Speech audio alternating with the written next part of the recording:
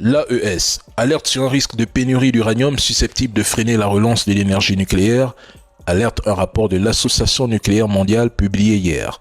En Europe, les mines d'uranium de la République tchèque, de la France, de l'Allemagne et de l'Ukraine sont épuisées ou en déclin, rendant l'euro presque entièrement dépendante des importations. Hors Europe, des pays clés comme le Kazakhstan, le Canada et l'Australie qu'on nous vantait ici, voient leurs gisements s'épuiser avec peu de nouvelles mines en développement.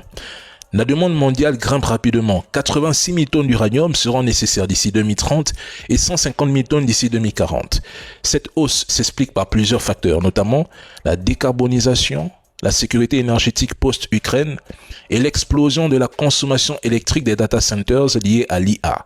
En parallèle, l'offre peine à suivre. Les mines actuelles s'épuisent et leur production pourrait chuter de moitié, soit environ 30 000 tonnes par an entre 2030 et 2040.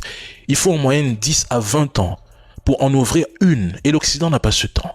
Si aucune mesure n'est prise, les pays occidentaux pourraient faire face à un déficit annuel compris entre 50 000 et 100 000 tonnes d'uranium d'ici 2040.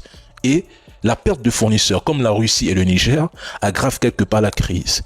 Les gisements existants s'épuisent et l'ouverture de nos nouvelles mines prend du temps et demande des investissements importants voire colossaux. Sans action rapide, l'énergie nucléaire, pourtant centrale pour la transition énergétique et la sécurité énergétique mondiale, risque d'être freinée par une grave pénurie d'uranium.